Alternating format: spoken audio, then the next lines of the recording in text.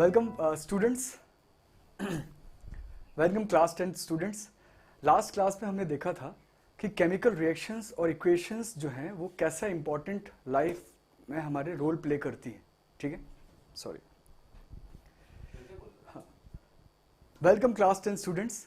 हम ये चैप्टर देख रहे थे chemical reactions and equations, right. Last time हमने देखा था कि केमिकल रिएक्शंस और इक्वेशंस में क्या डिफरेंस है और उनको हम बेसिक बैलेंसिंग कैसे कर सकते हैं। आज हम ये देखने वाले हैं कि what are the characteristics of chemical reaction. अगर कहीं पर केमिकल रिएक्शन हुई है तो आप ये पता कैसे चला, आपको कैसे पता चलेगा। क्लियर? तो ये 5 पॉइंट्स हैं जिनसे भी हमको पता चलता है कि भाई केमिकल रिएक्शन हुई है। Clear? First point is evolution of gas. अगर कहीं पर केमिकल रिएक्शन हुई है तो आपको गैस इवॉल्व होती हुई आप एक्सपीरियंस कर सकते हो। दिखेगी नहीं, मैं ऐसा कहता, क्योंकि कई बार आपको गैसेस दिखती हैं, कुछ गैसेस हमको नहीं दिखती हैं, जैसे हाइड्रोजन, ऑक्सीजन, हीलियम, ये गैसेस हमको नहीं दिखती हैं, तो but we can experience them. Clear? देखिएगा एग्जाम्पल से। First point is evolution of gas.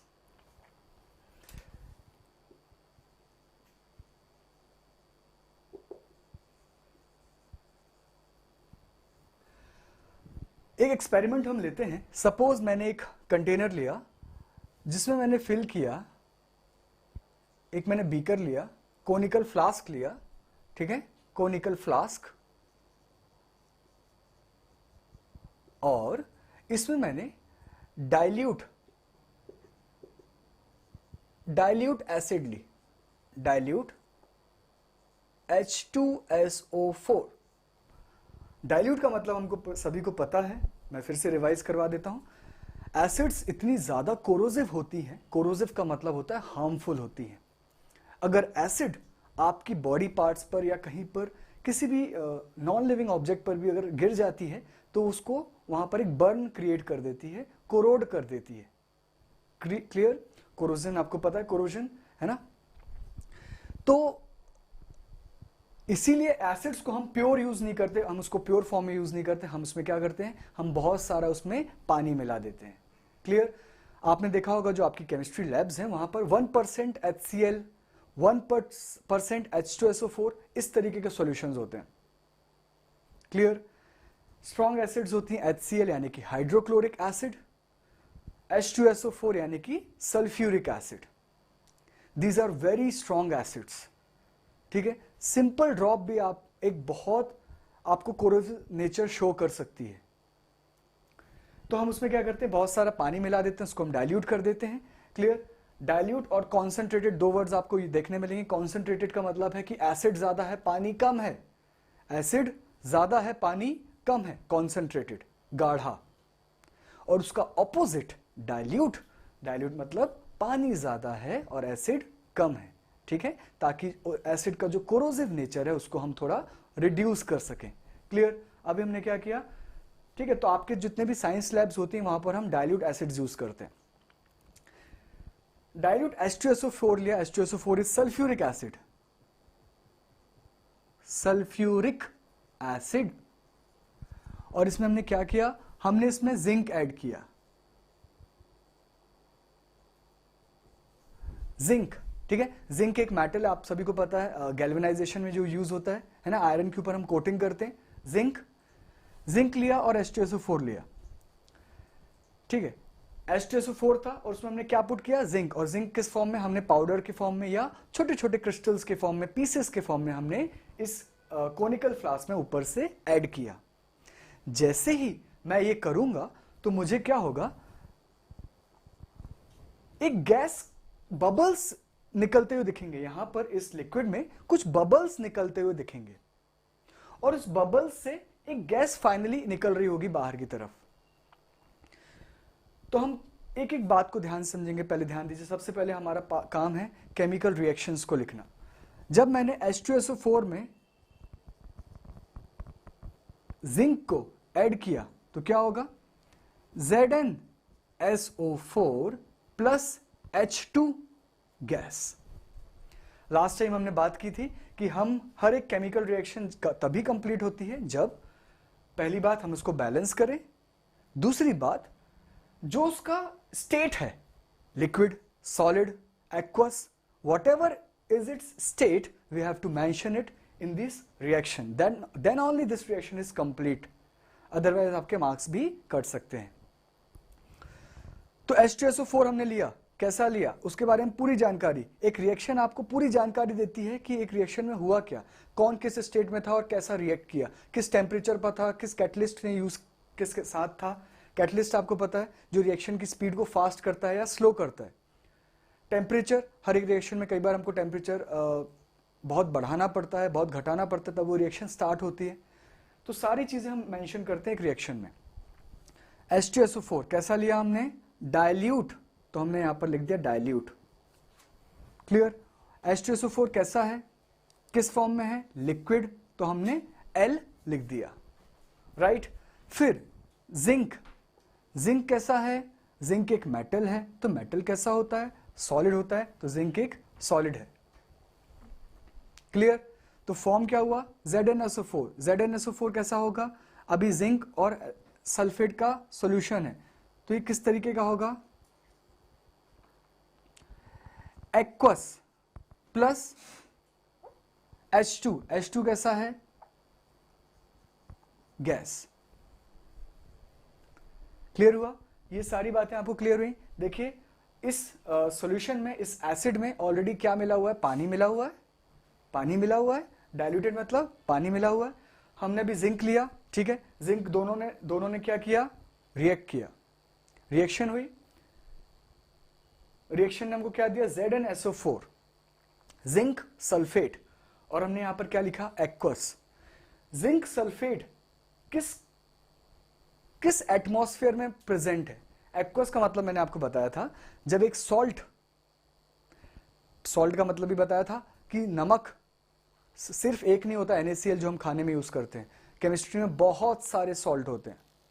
तो जब एक सॉल्ट, ZnSO4 भी एक सॉल्ट है, सॉल्ट जब पानी में प्रेजेंट होता है तो उस सॉल्यूशन को बोलते हैं एक्वस। यहां पर डाइल्यूट था, मतलब इसमें एसिड में क्या था, पानी था। तो जो कंपाउंड फॉर्म हुआ सॉल्ट, वो किस एनवायरमेंट में है, किस एटमॉस्फेयर में है, पानी के साथ है, तो हमने क्या लिखा, एक्वस। और H2 गैस, गैस को हम G भी लिख सकते हैं, या गैस के लिए सिंबल होता है, ध्यान दीजिएगा, गैस के लिए सिंबल होता है ऐसा।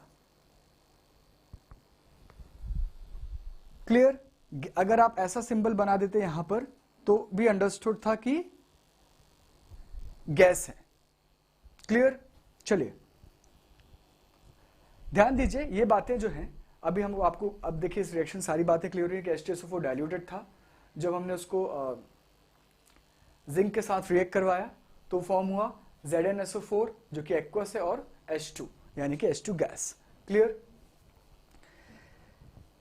ये जो रिएक्शन है, अभी आप इसमें देखिए तो बबल्स निकल रहे हैं, किसके, यहां से बबल्स किसके निकल रहे थे, H2 गैस के। कौन सी गैस के, H2 गैस के।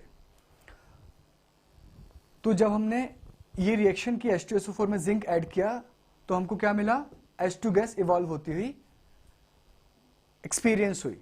मैं नहीं बोलूंगा दिखी, क्योंकि H2 गैस दिखती नहीं है।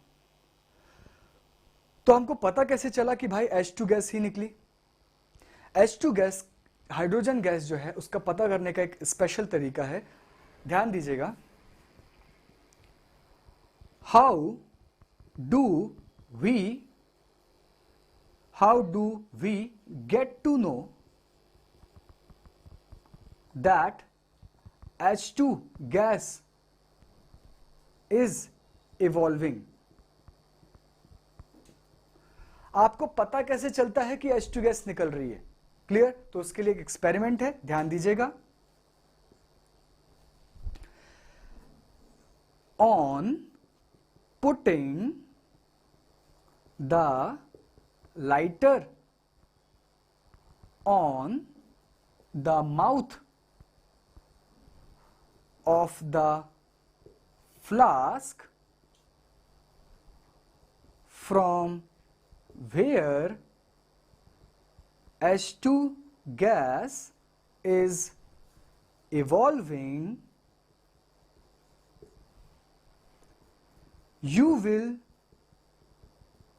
hear a pop sound.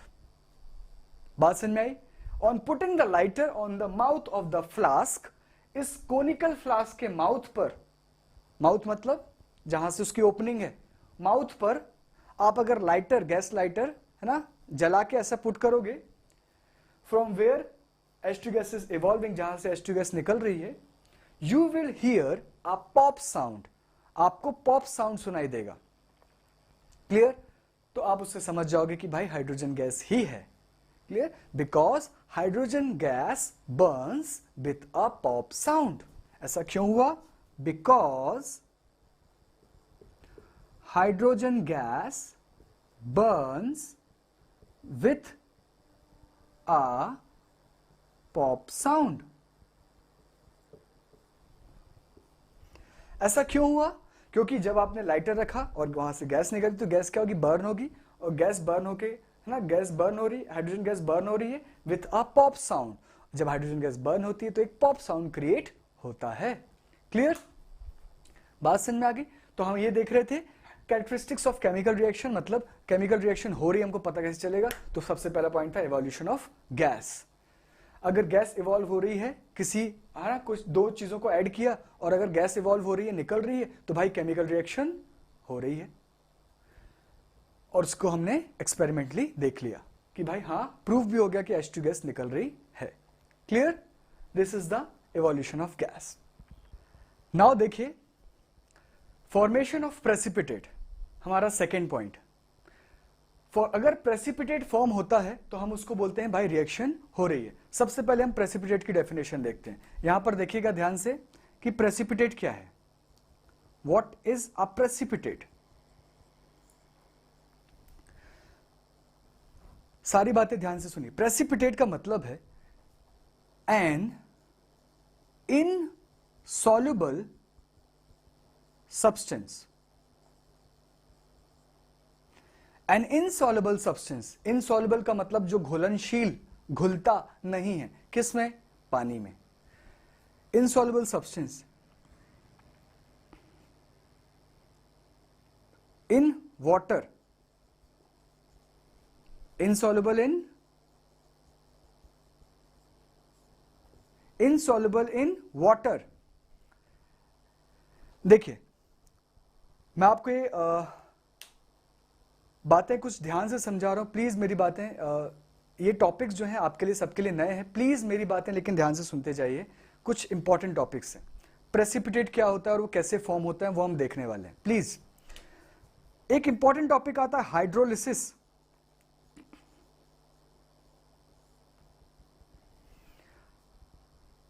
देखिए, हम हर एक चीज को अगर डिटेल में पढ़ेंगे, एक एक बात को समझेंगे, तो हमको कभी दिक्कत नहीं होगी. उसने बोला प्रेसिपिटेट फॉर्म हुआ तो वो केमिकल रिएक्शन हो गई, ऐसा कहा जाएगा. तो हमने प्रेसिपिटेट की डेफिनेशन देखी, एक इनसॉल्युबल सब्सटेंस. और इनसॉल्युबल किस चीज में? पानी में. अब हम ये देखते हैं कि प्रेसिपिटेट फॉर्म कैसे होता है. क्यों कोई चीज पानी में घुलती है और कुछ चीज पानी में नहीं घुलती है. ऑयल पानी में घुलता है क्या? नहीं. वो नीचे जाके, है ना, सॉरी, ऊपर जो है, टॉप मोस्ट पानी के ऊपर जो है, ऊपर फ्लोट करता रहता है ऑयल. तो पानी में घुलता है क्या ऑयल? नहीं. तो क्या ऐसी चीज है कि पानी में कुछ चीज घुलती है, कुछ चीज नहीं घुलती? That is very important. ध्यान दीजिएगा, very important topic, hydrolysis. Hydro का मतलब होता है, हाइड्रो का मतलब होता है water. Hydro means water and lysis means break down. Water plus break down, ये दो शब्द हैं. हाइड्रोलिसिस. पानी क्या करता है? जब भी पानी में आप किसी सॉल्ट को डालते हो तो पानी उस सॉल्ट को ब्रेक करने की कोशिश करता है. पानी उस सॉल्ट को ब्रेक करने की कोशिश करता है. ठीक है, मैं आपको जो बता रहा हूं अभी, आपके जो चीज काम की है उसको हम सुनते जा रहे हैं. बाकी चीजों को हम एक्सप्लोर करेंगे, या आपको जो भी डाउट्स हैं आप कमेंट सेक्शन में लिखते आएंगे, तो हम वो टॉपिक को मैं स्पेसिफिकली आपको समझा दूंगा. ध्यान दीजिएगा, पानी का स्ट्रक्चर कैसा होता है. पानी जो है वो इस तरीके का उसका स्ट्रक्चर है, डेल्टा पॉजिटिव और डेल्टा नेगेटिव। पानी का स्ट्रक्चर आपको दिख रहा है। पानी का फॉर्मूला क्या है? H2O। सभी बच्चे ध्यान समझिए, ये आपके लिए नई चीजें हैं, लेकिन केमिस्ट्री बहुत ही इंटरेस्टिंग है। बेटा पानी अपन डेली पीते हैं, पानी हम डेली पीते हैं और उसके बिना हम नहीं रह सकते। अगेन वही बात है, जिन चीजें के बिना हम नहीं रह सकते, जिनसे हम सराउंडेड हैं, उनको जानना बहुत जरूरी है। वाटर जो है उसका स्ट्रक्चर इस तरीके का होता है। ये जो लाइन है दिख रही है आपको, ये स्ट्रेट लाइन नहीं है, ये एक सीधी लाइन नहीं है, एक लीनियर लाइन नहीं है, लीनियर एंगल नहीं है, ये थोड़ा सा बेंट है। इस स्ट्रक्चर को बोलते हैं बेंट स्ट्रक्चर। बेंट मतलब मुड़ा हुआ स्ट्रक्चर। क्लियर? तो वाटर का कैसे क्या क्या बातें हैं? सबसे पहले तो बेंट स्ट्रक्चर है।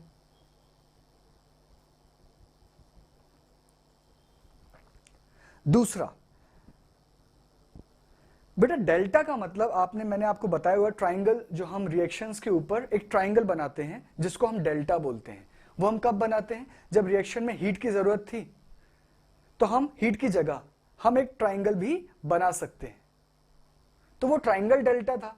तो ये कैसे डेल्टा हुआ? ये सिंबल आपको दिख रहा है, इस तरीके का सिंबल है, इसको हम पढ़ते क्या है?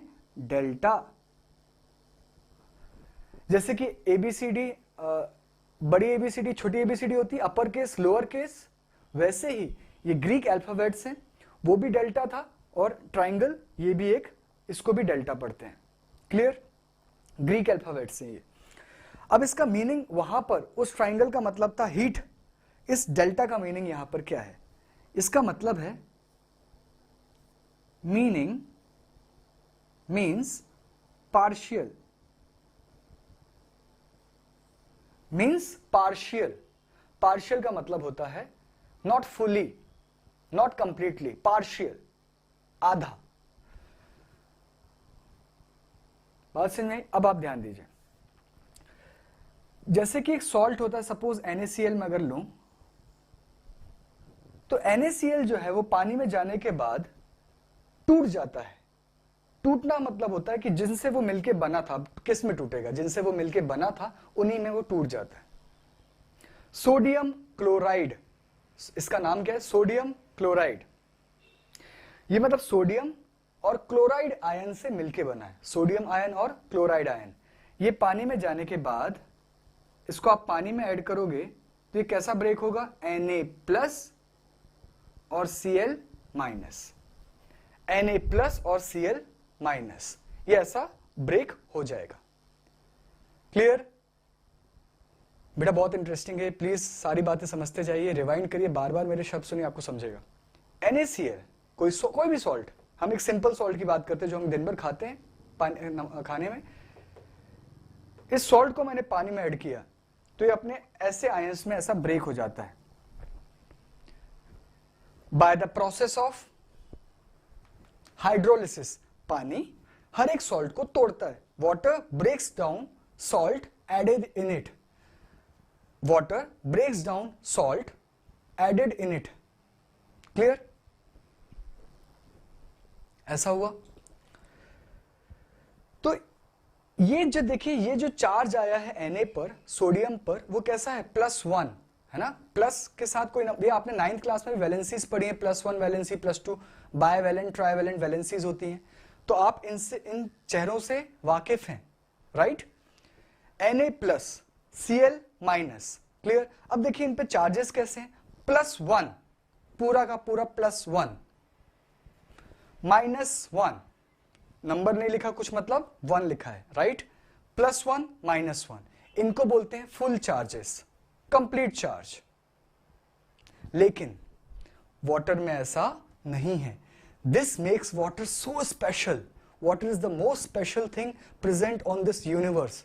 आप खाने के बिना रह सकते हो, लेकिन पानी के बिना आप नहीं रह सकते हो। तो प्लीज मेरी बातें ध्यान से सुनते जाइए। वाटर पर स्ट्रक्चर देखिए कैसा है, HOH। H, दोनों जो H हैं उन पर पार्शियल पॉजिटिव चार्ज है। पार्शियल मतलब आधा, कंप्लीट चार्जेस नहीं है, पार्शियल पॉजिटिव चार्ज है। और जो ऑक्सीजन है उस पर पार्शियल नेगेटिव चार्ज है। एक ही मॉलिक्यूल के अंदर अलग अलग चार्जेस एग्जिस्ट कर रहे हैं। जैसे NaCl है, तो जब NaCl था तो इसमें प्लस और माइनस था क्या? नहीं। लेकिन वाटर एक सिंगल स्टेबल मॉलिक्यूल होने के बाद भी उसके अंदर अलग अलग चार्जेस एग्जिस्ट करते हैं।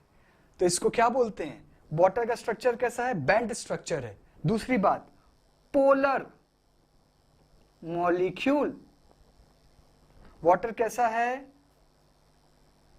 Polar molecule. पोलर का मतलब क्या होता है? पोल्स क्रिएट हो जाना। अर्थ पोलर है कि नहीं? यस। अर्थ में दो पोल्स है, south pole, north pole. Magnet poles exhibit करती है कि नहीं, शो करती है कि नहीं? Yes, north pole, south pole. वैसे ही ये वाटर मॉलिक्यूल, एक सिंगल मॉलिक्यूल जो मुझे दिख भी नहीं रहा है, उस पे दो पोल्स हैं, पॉजिटिव पोल और negative pole. Clear? Positive pole and negative pole. अब ध्यान से सुनिए, वाटर जैसी, अब इतनी बातें क्लियर हुई आपको? वाटर का बेंट स्ट्रक्चर है, पोलर मॉलिक्यूल है। अब ध्यान से सुनिए, वाटर, सॉल्ट को मैंने वाटर में ऐड किया तो ये ऐसे आयंस में टूट गया। ऐसा कैसे हुआ? हम ये जानने की कोशिश कर रहे हैं, जो हमारा मकसद था, हम जो एम क्वेश्चन लेके चले थे। देखिए, कॉन्सेप्ट तो बहुत वास्ट है। अगर मैं वाटर पे अगर बात करूं तो इतनी मोटी बुक पढ़ सकता हूं वाटर पे, इतने सारे डिफरेंट कॉन्सेप्ट्स हैं, उसके बहुत एक्सपेरिमेंट्स हैं। लेकिन हमारा एम इतना छोटा सा है कि हम ये जानना चाह रहे हैं कि पानी कैसे किसी सॉल्ट को उसमें जाने पर वो अपने उस पे आयंस में तोड़ देता है। पानी में किसी सॉल्ट को डालते हैं तो वो तोड़ कैसे देता है, उसको अपने आयंस में तोड़ कैसे देता है, हम वो जानने की कोशिश कर रहे हैं। क्लियर? तो अब ध्यान दीजिएगा, ये बात आपने नोट की, राइट? अब ध्यान दीजिए,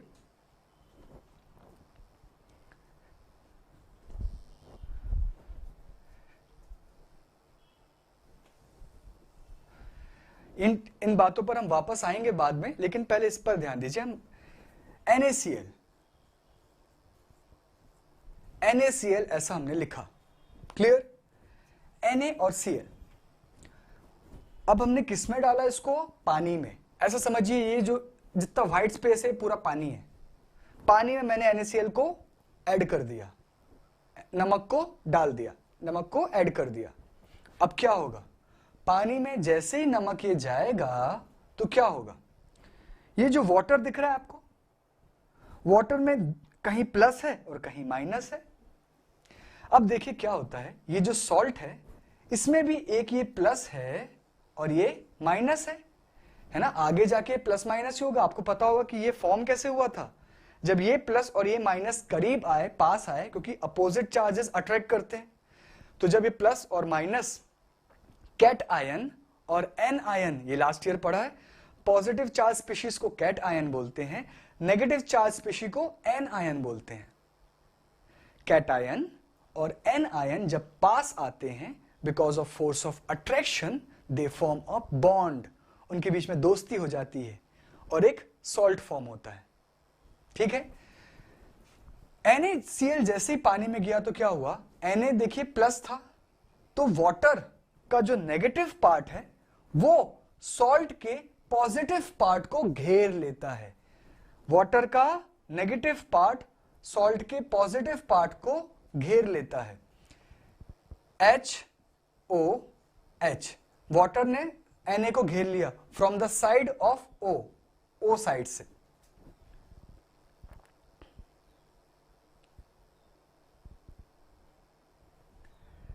दिख रहा है आपको? मैंने यहां पर सिर्फ 2 मॉलिक्यूल्स बनाए हैं, बहुत सारे मॉलिक्यूल्स, नियरली 100-200 मॉलिक्यूल्स, कोई काउंट नहीं है। ठीक है? एक फिक्स नंबर नहीं है। तो बहुत सारे वाटर मॉलिक्यूल्स सॉल्ट के पॉजिटिव पार्ट को सराउंड कर लेते हैं। वैसे ही सॉल्ट के नेगेटिव पार्ट को वाटर अपने पॉजिटिव साइड से सराउंड कर लेता है।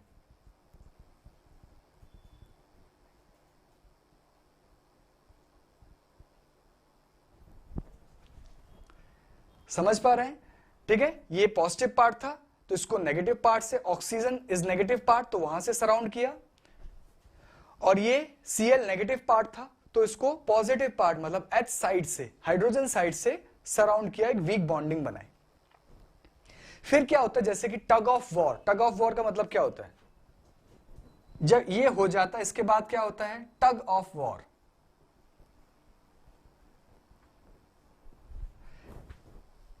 क्लियर? सॉल्ट जैसे अभी टग ऑफ वॉर का एक गेम शुरू होगा। टग ऑफ वॉर का मतलब होता है रस्सी खींच का खेल, ताकत प्रदर्शन, शक्ति प्रदर्शन।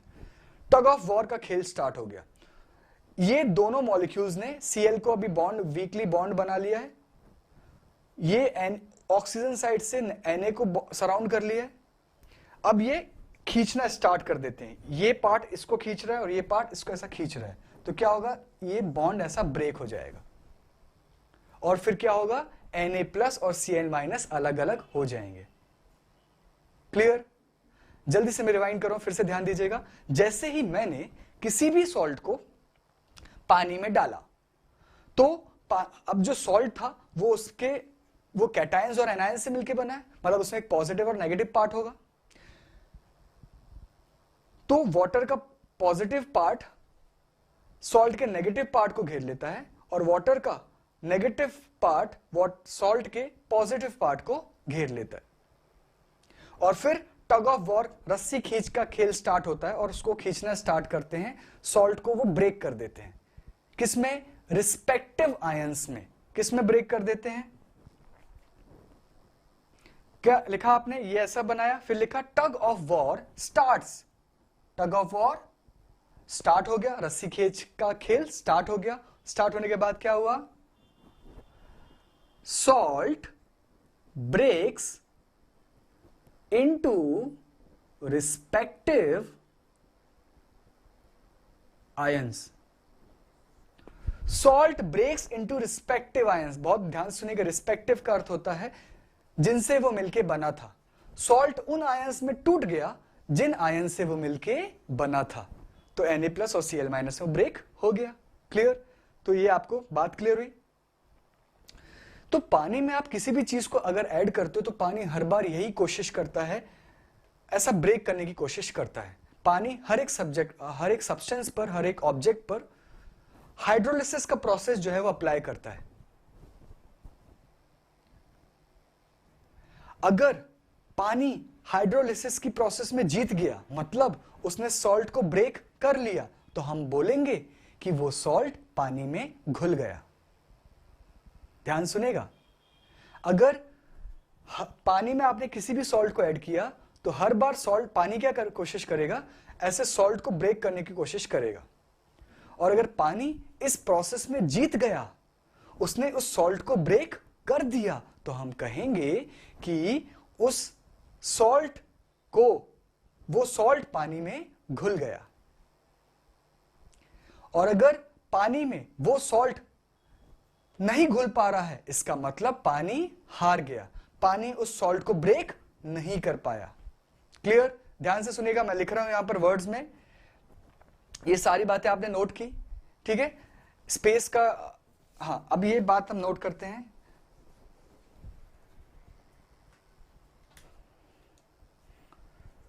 फर्स्ट, ठीक है, मतलब पानी में अगर कोई सॉल्ट जाएगा तो दो बातें होंगी, या तो वो टूटेगा या तो नहीं टूटेगा। इफ, है ना, आप ऐसा लिखेंगे whenever मतलब जब भी a salt is added to water, water tries to break down that salt into respective ions. Whenever salt is added to water, जब भी आप पानी में salt को ऐड करते हो, water tries to break down the salt into respective ions. तो अब इसमें दो बातें होंगी, या तो पानी जीतेगा या तो हारेगा। If water wins, अगर वाटर जीत गया, मतलब इसका मतलब क्या हुआ? इसका मतलब हुआ able to break down the salt. If water wins, water जीत गया मतलब able to break down the salt, उसने सॉल्ट को तोड़ दिया। इसका मतलब हम कहेंगे salt is soluble in water. तो सॉल्ट पानी में कैसा है? सॉल्यूबल है, सॉल्ट पानी में घुल गया, ऐसा हम कहेंगे। Clear? Second point, second point, ठीक है, ये फर्स्ट पॉइंट था, अभी इसका सेकेंड पॉइंट। इसी के बाद इफ वाटर लूजेस, अगर वाटर हार गया मतलब unable to break down the salt, unable to break down the salt, अगर पानी हार गया तो हम क्या बोलेंगे? ध्यान सुनेगा, मैं प्लीज है ना रब कर सकता हूं, अभी आपने सब ड्रॉ कर लिया होगा ये वाला डायग्राम, ध्यान दीजिएगा।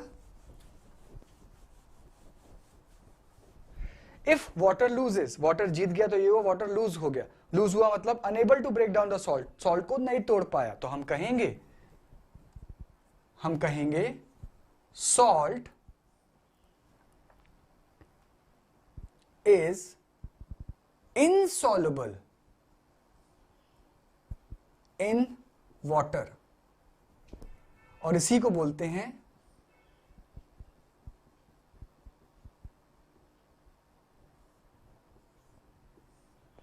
प्रेसिपिटेट। आई होप आपको सारी बातें क्लियर होंगी, है ना बच्चा? देखिए, है ना, सॉल्ट जब हम पानी में ऐड किया तो दो बातें होंगी, या तो पानी जीतेगा या तो पानी हारेगा। पानी जीत गया मतलब सॉल्ट डिसॉल्व हो गया और बोलेंगे सॉल्ट सॉल्युबल है। अगर पानी हार गया तो ऐसा ब्रेक नहीं कर पाया, जैसा भी हमने डायग्राम बनाया था, है ना, उस रस्सी खींच के खेल में हार गया, तोड़ ही नहीं पाया, उनकी जो बॉन्डिंग इतनी अच्छी है कि पानी उसको तोड़ नहीं पाया। ये कब होगा? जब उनके जो आयंस हैं, जो कैटायंस एनायंस से सॉल्ट फॉर्म हुआ था, उनके बीच में दोस्ती जो है वो ज्यादा स्ट्रांग है, तो पानी उसको तोड़ नहीं पाएगा। तो salt is insoluble in water, और उससे क्या फॉर्म होगा? प्रेसिपिटेट। बातें क्लियर हुई? तो फॉर्मेशन ऑफ प्रेसिपिटेट की हम बात कर रहे हैं, ये आपको बातें क्लियर हुई, नोट किया आपने? अभी आपको प्रेसिपिटेट वर्ड का अर्थ समझ में आ गया। A substance which is insoluble in water, जो पानी में डिसॉल्व नहीं होता, सॉल्युबल नहीं होता। क्लियर? नोट कीजिए इन सारी बातों को, फिर हम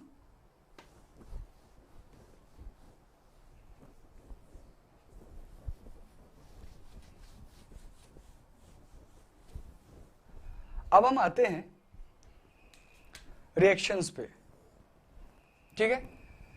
तो अब आपको प्रेसिपिटेट का अर्थ समझ गया, ठीक है? अभी हम रिएक्शंस पे आते हैं, एग्जांपल्स पे। Ki मतलब पोटेशियम आयोडाइड, पोटेशियम आयोडाइड लिया मैंने, कैसे लिया? एक बीकर लिया और उसमें वाटर, पानी के साथ हमने क्या ऐड किया? Ki ऐड किया, तो Ki का एक सॉल्यूशन लिया, फिर प्लस किया मैंने उसमें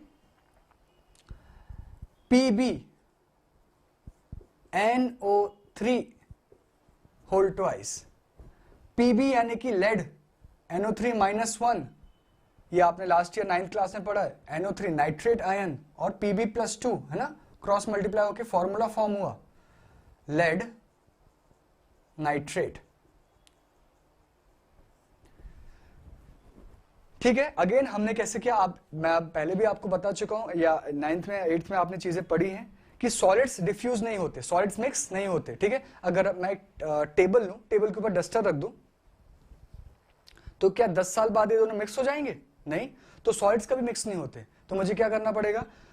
अगर ये सिंपली सॉलिड लेता तो रिएक्शन नहीं होती, तो मैंने क्या किया, पहले उनका पानी में सॉल्यूशन बनाया दोनों का। इसको भी मैंने क्या किया, एक टेस्ट ट्यूब ली और उसमें वाटर प्लस PbNO3 लिया whole twice.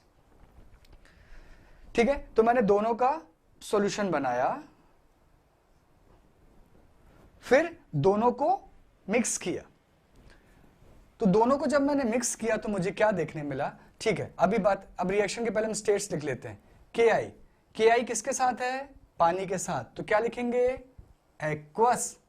Plus lead nitrate किसके साथ है? पानी के साथ, तो क्या लिखेंगे? एक्वस। तो अभी क्या फॉर्म होगा? ये आयंस एक्सचेंज होंगे, डबल डिस्प्लेसमेंट रिएक्शन जो आपने 8th में थोड़ा बहुत पढ़ा हुआ है, रिएक्टिविटी सीरीज। तो पोटेशियम KNO3 मतलब पोटेशियम नाइट्रेट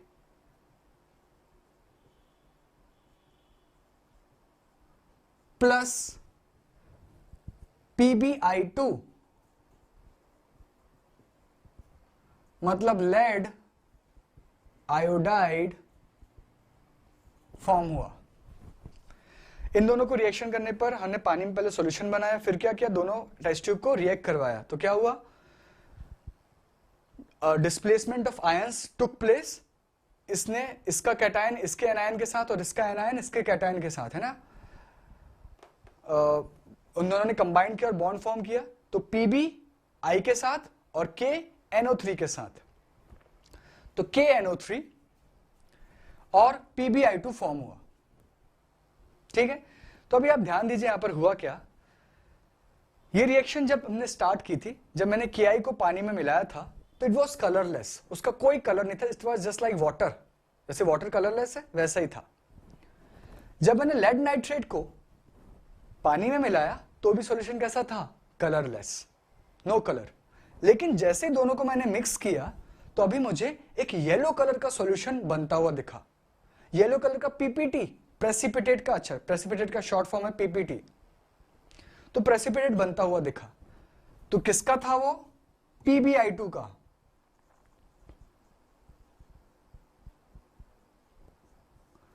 क्लियर हुआ? PPT का मतलब क्या है? प्रेसिपिटेट। जो अभी मैंने इतना हमने डिटेल में देखा प्रेसिपिटेट, वो PPT का उसको शॉर्ट फॉर्म में ऐसा लिखते हैं, या एक सिंबल भी है। ये आपने बातें नोट की, यहां पर हम लिखते हैं उन बातों को। प्रेसिपिटेट जो है वो इस तरीके से है, शॉर्ट में हम उसको PPT लिखते हैं, और उसका सिंबल है सिंबल डाउनवर्ड एरो। सिंबल कैसा है? डाउनवर्ड। जैसे गैस के लिए अपवर्ड एरो है, वैसे ही PPT के लिए डाउनवर्ड एरो। तो मैं साइड में PP2 लिख दूं या एक ऐसा एरो बना दूं तो अंडरस्टूड हो जाएगा। बात क्लियर हो रही है? रिएक्शन में हम स्टेट्स लिखते हैं, उसको बैलेंस करते हैं और वो सारी चीजें बताते हैं कि हमको सारी बातें उससे क्लियर हो जाए। तो ये एरो बताने से पता चल गया कि जो अगर आप इन दोनों को मिक्स करोगे, अब आप इन दोनों को जब मिक्स करोगे तो एक येलो कलर का PPT नीचे सेटल डाउन हो जाएगा। येलो PPT नीचे सेटल डाउन हो जाएगा, है ना? वो रिएक्शन में मिक्स नहीं होगा। और यहां पर वाटर है और क्या चीज है? KNO3। KNO3 और KNO3 किसके साथ है? पानी के साथ, तो KNO3 कैसा? एक्वस। और ये येलो PPT किस चीज का? PbI2 का आपको मिल जाएगा। और ये कैसा है?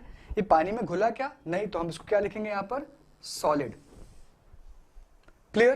तो ध्यान दीजिए, रिएक्शन को हम लिखेंगे KI एक्वस, PbNO3 वोल्टाइज एक्वस, KNO3 एक्वस, क्योंकि KNO3 पानी में घुलता है और जो चीजें पानी में घुलती हैं उसके साइड में एक्वस लिखते हैं, तो एक्वस। और PbI2 कैसा? सॉलिड। क्लियर? और येलो PPT हमने लिख दिया तो अंडरस्टूड है कि वो नीचे जाकर टेस्ट ट्यूब में सेटल डाउन हो रहा है। बात समझ में आई? तो ये एक रिएक्शन थी, है ना? इनिशियली जो सॉल्यूशन था वो कैसा था? कलरलेस। ठीक है, तो इनिशियली सॉल्यूशन कैसा था आपका? कलरलेस। ये कैसे थे? कलरलेस। कलरलेस से आपको एक येलो PPT मिल रहा है, ये कलरलेस थे दोनों, जब ये रिएक्ट किए तो आपको एक येलो पीपीटी मिल रहा है।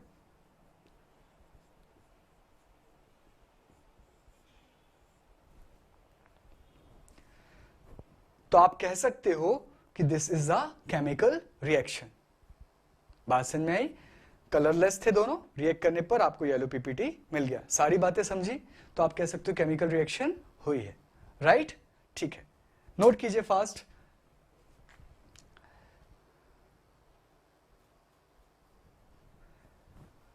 Next example,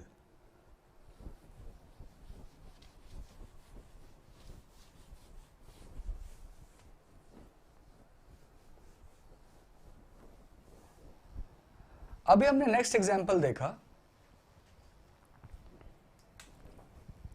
example 2, BaCl2 plus थोड़ा स्पेस रखना है, plus H2SO4 gives you something.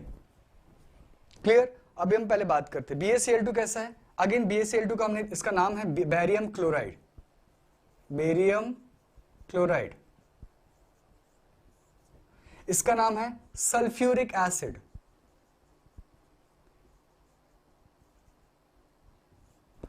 और ये बताने की जरूरत नहीं है कि हम एसिड्स कैसी लेते हैं, किस फॉर्म में लेते हैं, डाइल्यूट फॉर्म में। तो ये कैसी होगी, डाइल्यूट, बिकॉज अभी मैंने आपको बताया कि sulphuric acid is a very strong acid. इसको किंग ऑफ केमिकल्स कहा जाता है, सल्फ्यूरिक एसिड को किंग ऑफ केमिकल्स, ठीक है। This is one of the most strongest acids. अभी हमने अगेन इसको क्या किया, अच्छा ये डाइल्यूटेड है, मतलब क्या है कि पानी में इसका सॉल्यूशन बना, तो ये कैसा लिखेंगे यहां पर, एक्वस, एक्वस। BaCl2 अगेन कैसा है, अब इसमें पानी ऑलरेडी इस एसिड में प्रेजेंट है। अगर ये प्योर सॉलिड होता और ये भी प्योर फॉर्म में होता तो रिएक्शन शायद ना होता। तो अभी क्या है, इसमें ऑलरेडी वाटर प्रेजेंट है क्योंकि डाइल्यूटेड है, तो ये भी कैसा हो गया, एक्वस, या आप सॉलिड भी ले सकते हो। BaCl2 को आप टेस्ट ट्यूब में पहले डिसॉल्व करके आप उसका सॉल्यूशन बना सकते हो वाटर के साथ, ऐसा ले सकते हो, या आप इसको सॉलिड फॉर्म में भी ले सकते हो। ये भी ए और बी आपके पास दो ऑप्शंस हैं। ऐसा क्यों हुआ इस बार, हमने पहले भी बताया आपको कि वाटर रिएक्शन के लिए वाटर जरूरी है। तो वाटर, या तो हम इसको वाटर में हमने सॉल्यूशन बना दिया, सॉलिड को डिसॉल्व करके स्टर करके हमने सॉल्यूशन बना दिया, फिर हमने इसके साथ रिएक्शन करवाई, या इस बार ऑलरेडी इसमें पानी प्रेजेंट है और ये इससे आके जब जाके मिलेगा तो वाटर से भी मिल जाएगा। तो इस सॉल्यूशन में ऑलरेडी वाटर प्रेजेंट है, तो हम इसको इस बार सॉलिड फॉर्म में भी ले सकते हैं। क्लियर हुआ? तो एक्वस भी लिख सकते हैं या सॉलिड भी ले सकते हैं। तो मैंने सपोज यहां पर एक्वस ही लिया। बात क्लियर हो रही है? दोनों ऑप्शंस आप ले सकते हैं, you can choose any one. Now what will happen, again same double displacement reaction. इसका कैटायन इसके एनायन के साथ और इसका कैटायन इसके एनायन के साथ बॉन्डिंग बनाएगा, है ना, डबल डिस्प्लेसमेंट रिएक्शंस। तो Ba and SO4, BaSO4, barium sulphate, barium sulphate plus HCl, hydrochloric acid. ठीक है, अगर हम रिएक्शन को बैलेंस करेंगे तो आप ध्यान दीजिएगा, यहां पर H2 है, Cl2 है और ये दोनों 1-1 है, तो यहां पर हमने 2 पुट कर दिया। अब ये 2H और 2Cl, 2H 2Cl, reaction is balance. Ba1 sulphate 1 sulphate 1। ठीक है, अगेन ध्यान दीजिएगा, ये जब रिएक्शन हमने सॉल्यूशन बनाया था तो सल्फ्यूरिक एसिड जो है वो क्लीन सॉल्यूशन बनाती है पानी के साथ, यानी कि अगर आप इसको वाटर में ऐड करोगे तो आप पता नहीं लगा सकते कि भाई इसमें एसिड ऐड है कि नहीं, मतलब it will be same colourless as before. Water अभी भी कलरलेस ही दिखेगा आपको एसिड ऐड करने के बाद। तो ये कैसा था, कलरलेस। BaCl2 था, वो भी पानी में ऐड करने के बाद कोई आपको कलर नहीं शो करेगा। सिमिलरली जैसे कि वाटर, प्योर वाटर जैसा होता है, कलरलेस। तो ये सॉल्यूशन कैसा है? कलरलेस।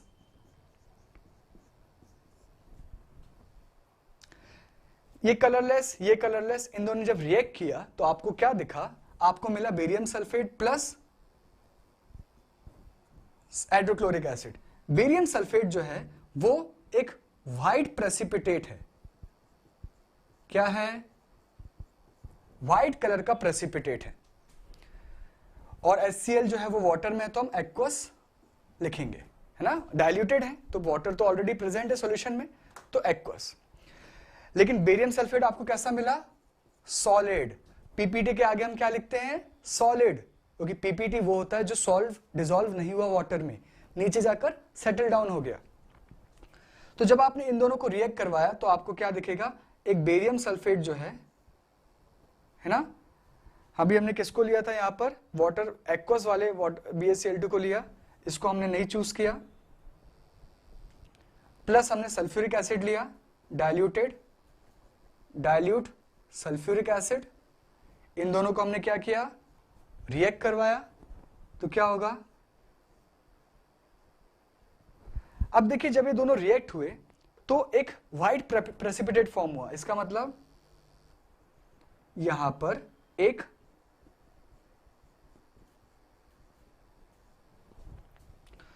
सब्सटेंस टेस्ट ट्यूब के बॉटम में जाकर डिपॉजिट हो गया व्हाइट प्रेसिपिटेट के नाम में। और ये किसका था? बेरियम सल्फेट का। क्लियर? और यहां ऊपर टॉप पे क्या है? HCl, और वो किसके साथ है? पानी के साथ। तो रिएक्शन इस तरीके की हुई। क्लियर?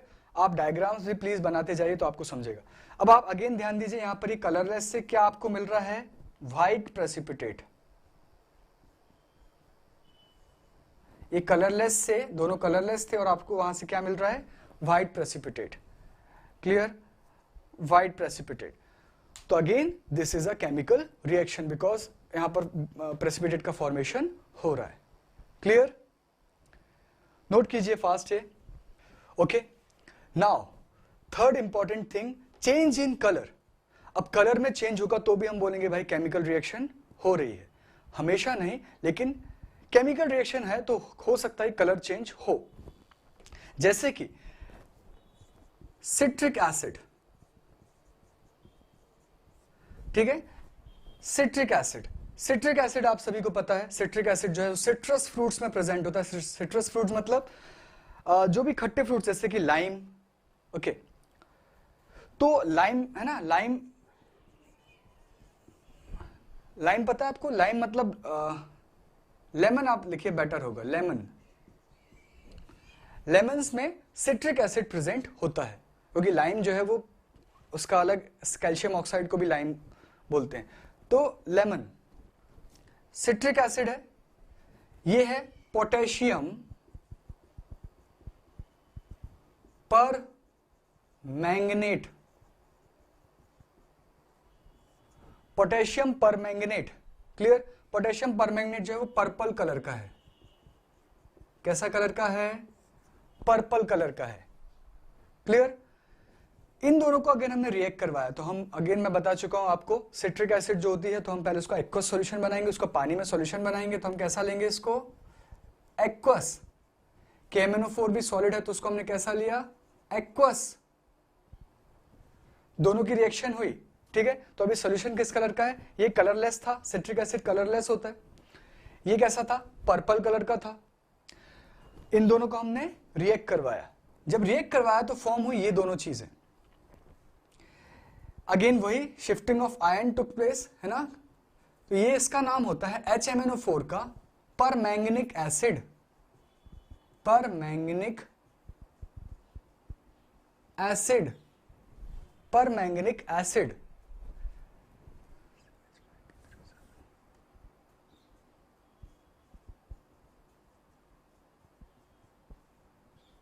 क्या फॉर्म हुआ? Permanganic acid. और ये फॉर्म हुआ। बेटा स्पेस कम है इसलिए मैं ऐसा लिख रहा हूं, आपको क्लियर हो रही बात है? ये एक लाइन में ही आपको लिखना है। तो ये और ये फॉर्म हुआ, दिस प्लस दिस, ठीक है। इसका नाम है पोटेशियम सिट्रेट।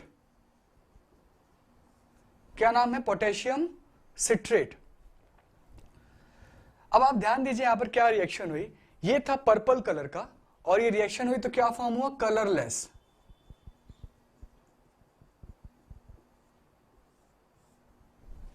क्लियर? तो अभी जब ये रिएक्शंस थी, जब इनिशियली था कैसा था? ये कलरलेस था, सिट्रिक एसिड, प्लस ये कैसा था? पर्पल था,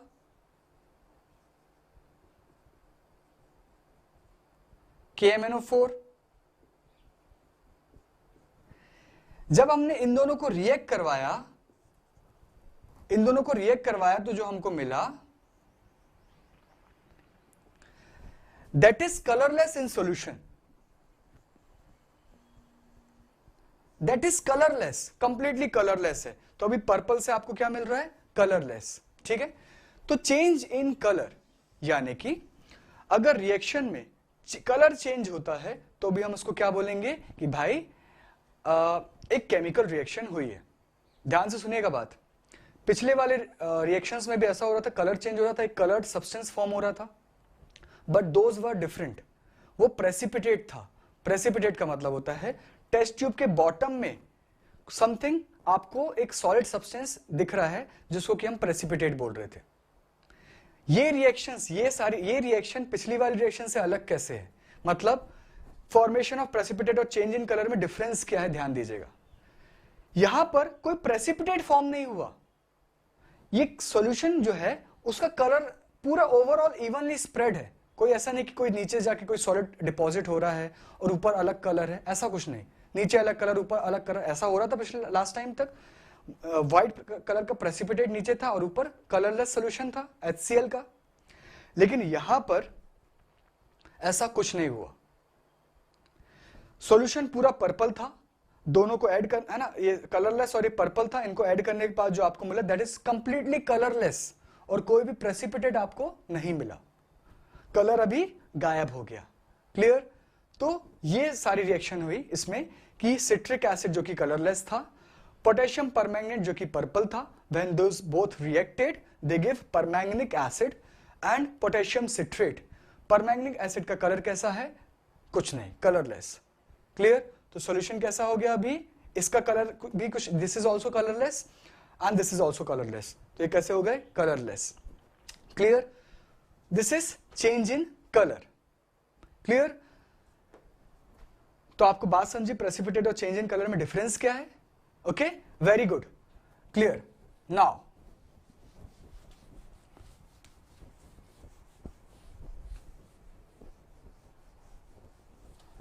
अब आप आइए fourth, change in temperature.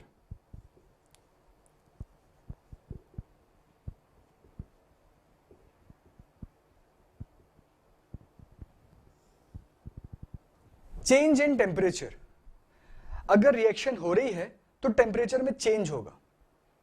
Temperature में चेंज होता है, इसका मतलब क्या है? अगेन हम वही सारे चीजें करने वाले। हम दो सॉल्ट्स लेंगे, उनका वाटर में सॉल्यूशन बनाएंगे और फिर दोनों को ऐड करेंगे। क्लियर? तो जब हम दोनों को ऐड करेंगे तो जो फाइनल टेस्ट ट्यूब है हमारा, उसमें वो टेस्ट ट्यूब की जो बाउंड्री है, जो ग्लास है, या तो वो गर्म हो जाएगा पहले से या वो पहले से ठंडा हो जाएगा। दो पार्ट्स होंगे। चेंज इन टेम्परेचर दो तरीके से होगा, या तो first test tube becomes hot. Test tube कैसा हो गया आपका? हॉट हो गया, ठीक है, पहले से गर्म हो गया। इसका एग्जांपल देखिएगा। हमने लिया जिंक प्लस हाइड्रोक्लोरिक एसिड, और कैसा? Diluted hydrochloric acid. डाइल्यूटेड तो ऑब्वियसली मतलब क्या है? एक्वस। और जिंक कैसा है? Solid. Zinc solid plus hydrochloric acid हमने लिया, ये रिएक्ट करके फॉर्म करेगा ZnCl2 प्लस H2। ZnCl2 अभी किसमें है? एक्वस में। Plus H2। H2 कैसा है? गैस। तो H2 गैस को, है ना, गैस की G लिखने की जगह हम ऐसा सिंबल भी बना सकते हैं, राइट? तो ये रिएक्शन हुई।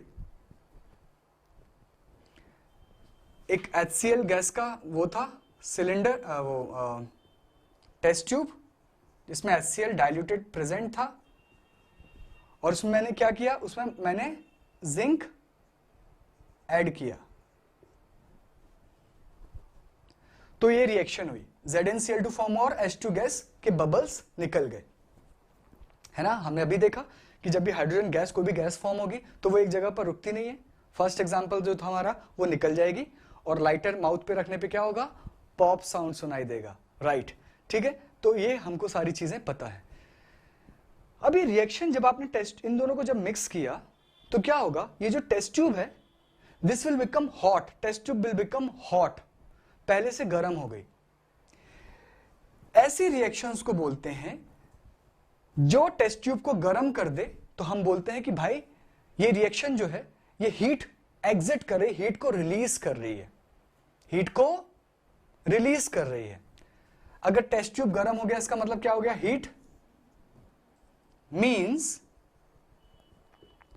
हीट इज गेटिंग रिलीज्ड,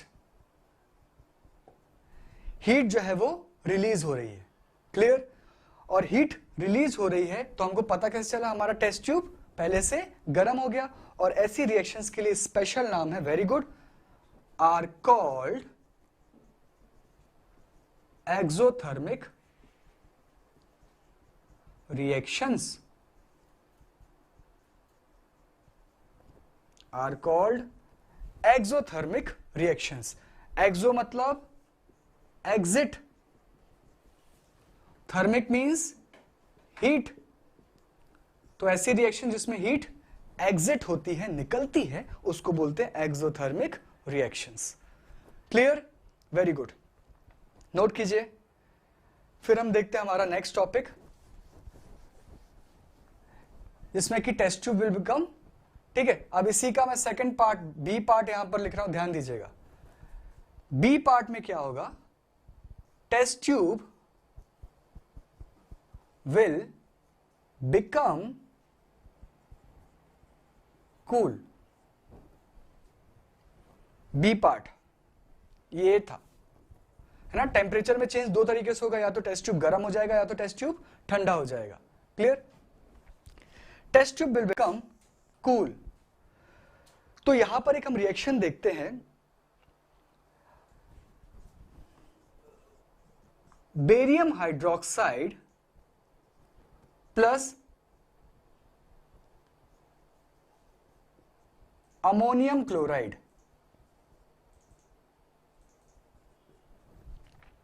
ध्यान दीजिएगा, barium hydroxide and ammonium chloride.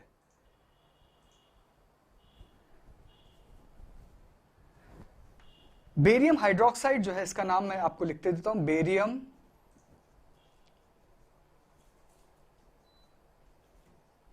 Hydroxide, और ये है अमोनियम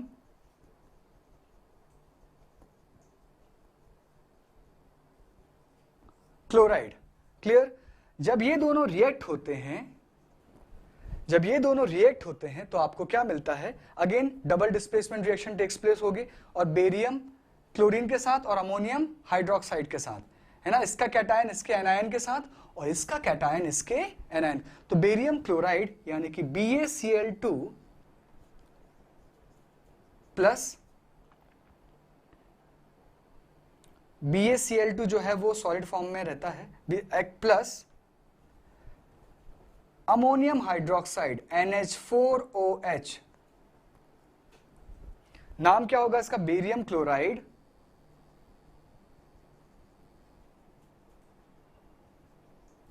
और इसका ammonium hydroxide.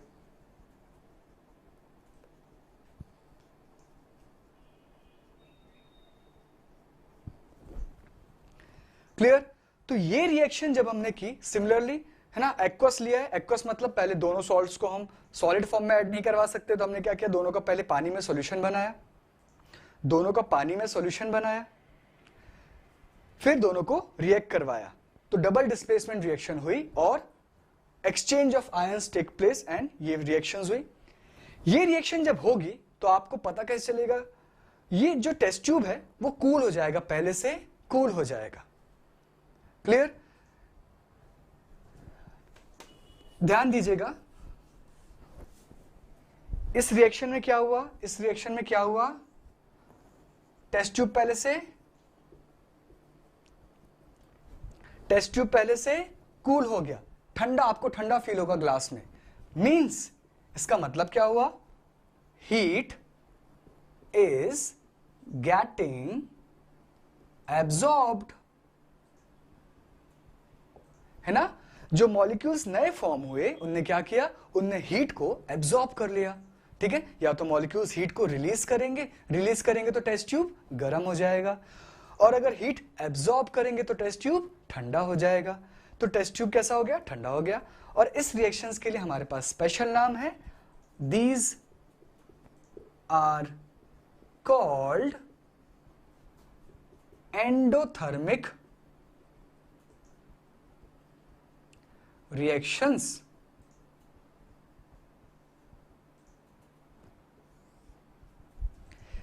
Such reactions are called endothermic reactions. Clear? जिसमें कि टेस्ट ट्यूब कैसी हो जाएगी, ठंडी हो जाएगी। तो बात समझ में आई आपको? ठीक है, ये पूरी कहानी है। नोट कीजिए, now comes the fifth and the last part, change in state. Now the fifth and the last part, change in state. Change in state होगा तो भी हम कह सकते हैं कि भाई यहां पर केमिकल रिएक्शन हुई है। इस बात को जरा ध्यान समझिएगा, चेंज इन स्टेट का मतलब ये नहीं है कि, चेंज इन स्टेट का मतलब आप बहुत ध्यान से समझिए, चेंज इन स्टेट का मतलब ये नहीं है कि जैसे वाटर हमारे पास सॉलिड फॉर्म में था, यानी कि आइस था, वो हीट उसको प्रोवाइड किया, ट्राइंगल मतलब हीट, आइस को हमने जब हीट प्रोवाइड किया तो वाटर जो है वो लिक्विड में बदल गया। तो इसको हम, यहां भी आप बोलोगे भाई स्टेट चेंज तो हुआ है ना, स्टेट चेंज ही हुआ, सॉलिड से लिक्विड। तो क्या ये केमिकल रिएक्शन है? नहीं, ऐसा नहीं है।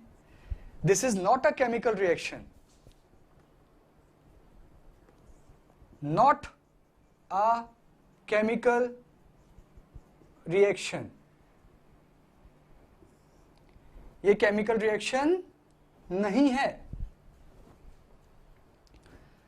स्टेट चेंज होने का मतलब ऐसा नहीं है, स्टेट चेंज होने से पहले फॉर्मूला चेंज होना चाहिए। हमने डेफिनेशन में देखा था, जब केमिकल रिएक्शन के हमने प्रीवियस क्लास में डेफिनेशन देखी थी, कि सबसे पहला चेंज है कि भाई नए कंपाउंड फॉर्म होना चाहिए, तभी हम उसको केमिकल रिएक्शन कहेंगे। यहां पर वाटर सॉलिड है, मतलब आइस है, तो वाटर लिक्विड फॉर्म हो रहा है, तो फॉर्मूला तो सेम है, H2O, तो इसको हम केमिकल रिएक्शन नहीं कहेंगे। ध्यान दीजिएगा। तो चेंज इन स्टेट का हम रिएक्शन जैसे हम देखेंगे, तो इसका एग्जांपल अगर हम देखें, सपोज वैक्स है, वैक्स आपको पता है, कैंडल्स वैक्स जो होती है ना, कैंडल्स में जो हम यूज करते हैं कैंडल वैक्स, उसको जब मैंने हीट किया तो क्या होगा, वो CO2 और वाटर में ब्रेक हो जाएगी। CO2 कैसी है, गैस है, और वाटर कैसा है, वाटर कैसा है, वाटर जो है वो लिक्विड है, राइट?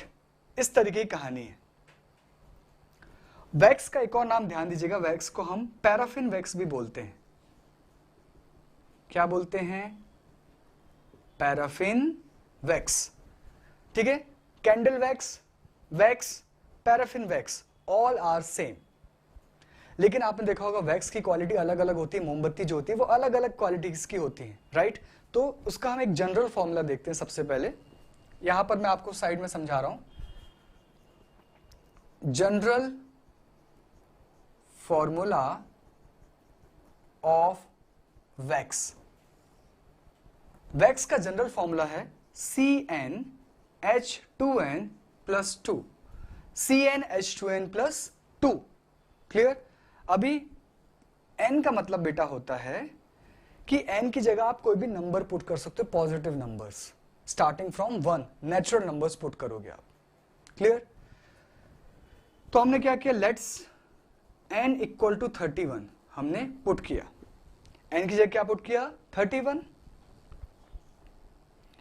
तो Cn मतलब C31 और H के बाद क्या, 2n+2, 2n मतलब 2 into n, 2 into 31 plus 2।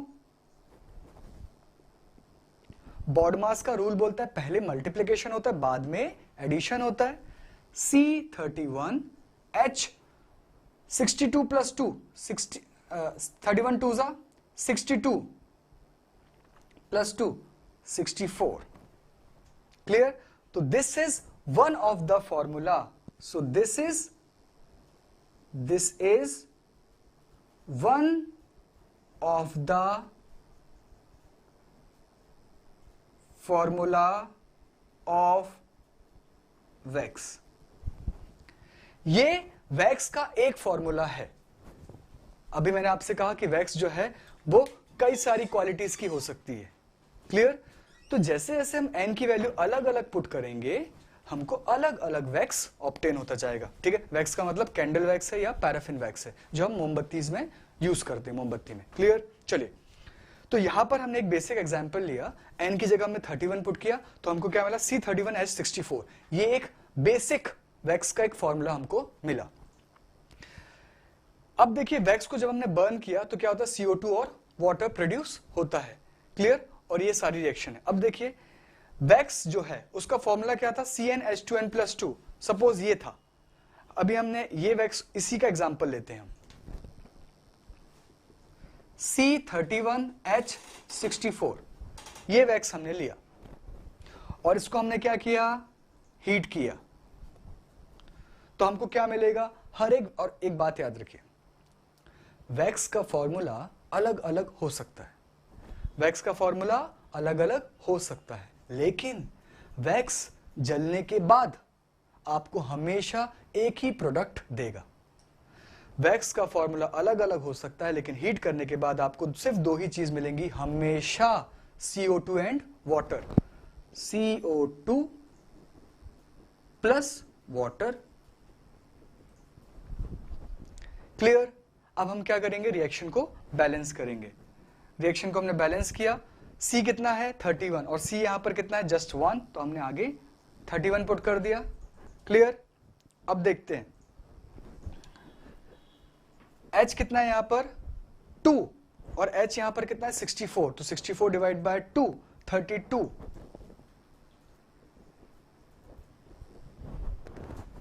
Clear? अब हम थोड़ा देखते हैं कि भाई हमने जो बैलेंस किया वो सही है कि नहीं। ध्यान दीजिएगा, C31 H64, तो C31 हो गया, हाँ जी, H64 2 इंटू 32 64, हाँ जी।